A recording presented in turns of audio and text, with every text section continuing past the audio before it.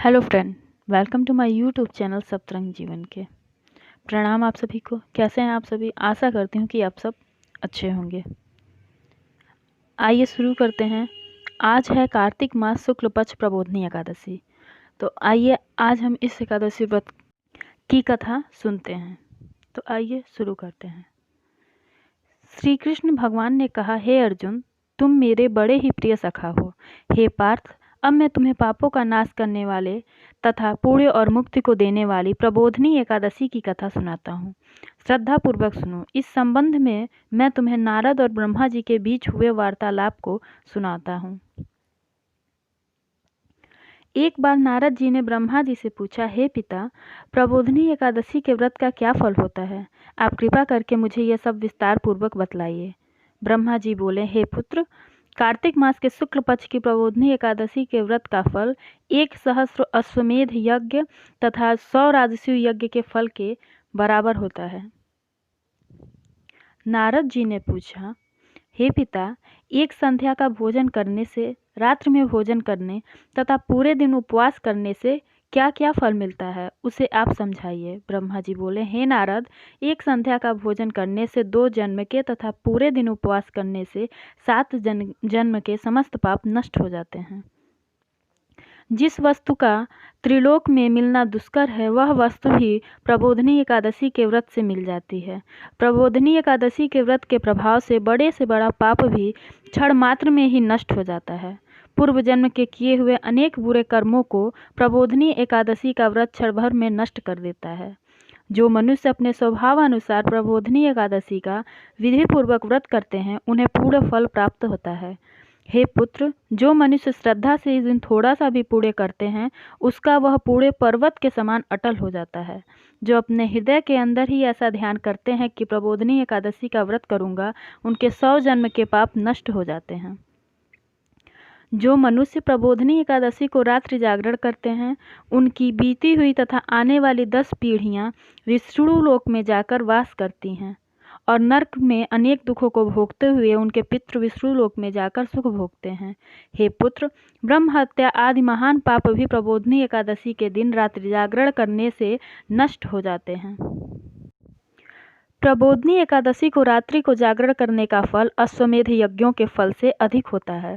समस्त तीर्थों में जाने तथा गौ, स्वर्ण, भूम आदि के दान का फल प्रबोधनी एकादशी के रात्रि के जागरण के फल के बराबर होता है। हे नारद, इस संसार में उसी का जीवन सफल है जिसने प्रबोधनी एकादशी के व्रत के द्वारा अपने कुल को पवित्र किया है। संसार में जितने भी तीर्थ हैं तथा जितने भी तीर्थों की आशा की जा सकती है, वह प्रबोधनी एकादशी का व्रत करने वाले के घर में रहते हैं। मनुष्य को समस्त कर्मों को त्यागते हुए भगवान की प्रसन्नता के लिए कार्तिक मास की प्रबोधनी एकादशी का व्रत अवश्य करना चाहिए। जो मनुष्य इस एकादशी व्रत को करता है, वह धनवान, योगी, तपस्वी तथा इंद्रियों को जीतने वाला होता है, क्योंकि एकादशी भगवान विष्णु को अत्यंत प्रिय है। इसके व्रत के प्रभाव से मनुष्य पुनः जन्म नहीं लेता है।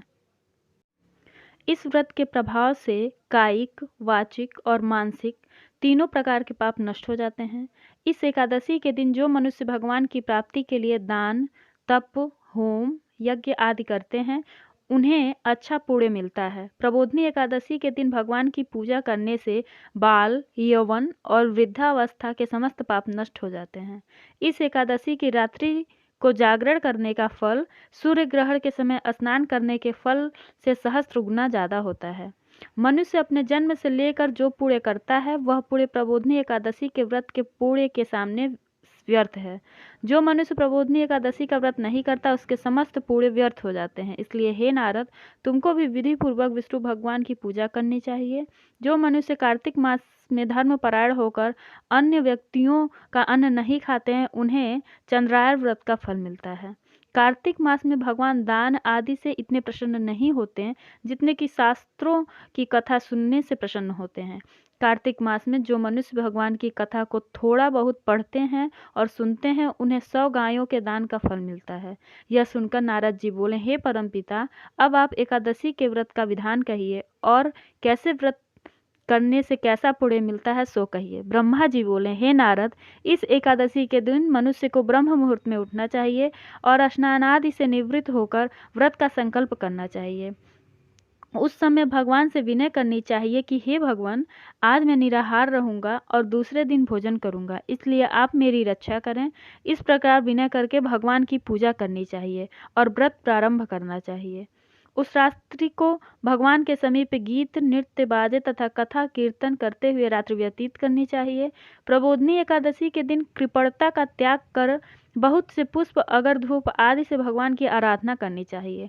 शंख के जल से भगवान को अर्घ देना चाहिए। इसका फल तीर्थ दान आदि से करोड़ों गुना अधिक होता है। जो मनुष्य अगस्त पुष्प से भगवान की पूजा करते हैं, उनके सामने इंद्र भी हाथ जोड़ता है। कार्तिक मास में जो बिल्व पत्र से भगवान की पूजा करते हैं, उन्हें अंत में मुक्ति मिलती है। कार्तिक मास में जो मनुष्य तुलसी जी से भगवान की पूजा करता है, उसके 10,000 जन्मों के समस्त पाप नष्ट हो जाते हैं। जो मनुष्य इस माह में श्री तुलसी जी के दर्शन करते हैं या छूते हैं या ध्यान करते हैं या कीर्तन करते हैं या रोपण करते हैं अथवा सेवा करते हैं, वह 1000 कोटि युग तक भगवान के घर में रहते हैं। जो मनुष्य तुलसी का पेड़ लगाते हैं, उनके कुटुंब में जो पैदा होता है वह प्रलय के अंत तक विष्णु लोक में रहते हैं। जो भगवान की कदम पुष्प से पूजा करते हैं, वह यमराज के दुखों को नहीं पाते।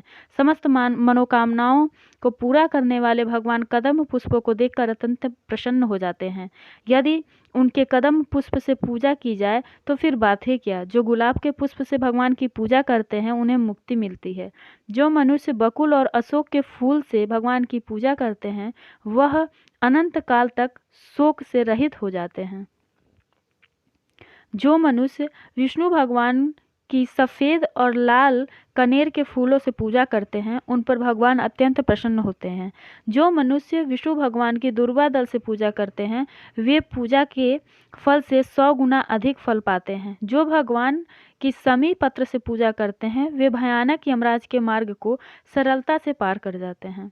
जो मनुष्य चंपक पुष्प से भगवान विष्णु की पूजा करते हैं, वह आवागमन के चक्र से छूट जाते हैं। जो मनुष्य स्वर्ण का बना हुआ केतकी पुष्प भगवान पर चढ़ाते हैं, उनके करोड़ों जन्मों के पाप नष्ट हो जाते हैं। जो पीले और रक्त वर्ण कमल के सुगंधित फूलों से भगवान की पूजा करते हैं, उन्हें श्वेत दीप का स्थान मिलता है।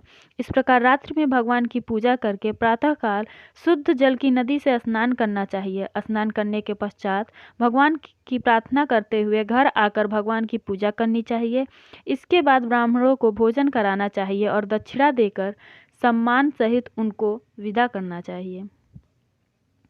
इसके उपरांत गुरु जी की पूजा करनी चाहिए और ब्राह्मणों को दक्षिणा देकर नियम को छोड़ना चाहिए। जो मनुष्य रात्रि स्नान करते हैं, उन्हें दही और शहद दान करना चाहिए। जो मनुष्य फल की आशा करते हैं, उन्हें फल दान करना चाहिए। तेल की जगह घी और घी की जगह दूध और अन्य अन्नों में चावल दान करना चाहिए। जो मनुष्य इस व्रत में भूमि शयन करते हैं, उन्हें सब वस्तुओं सहित शय्या दान करनी चाहिए। जो मौन धारण करते हैं, उन्हें स्वर्ण सहित तिल दान करना चाहिए। जो मनुष्य कार्तिक मास में उपानह धारण नहीं करते, उन्हें उपानह दान करना चाहिए। जो इस मास में नमक त्यागते हैं, उन्हें शंकर दान करनी चाहिए। जो मनुष्य नित्य प्रतिदेव मंदिरों में दीप जलाते हैं, उन्हें स्वर्ण या तांबे के दीप को घी तथा बत्ती सहित दान करना चाहिए। जो मनुष्य चतुर्मास व्रत में किसी वस्तु का त्याग देते हैं, उन्हें उस दिन से पुनः ग्रहण करनी चाहिए। जो मनुष्य प्रबोधनी एकादशी के दिन विधि पूर्वक व्रत करते हैं, उन्हें अनंत सुख मिलता है और अंत में स्वर्ग को जाते हैं।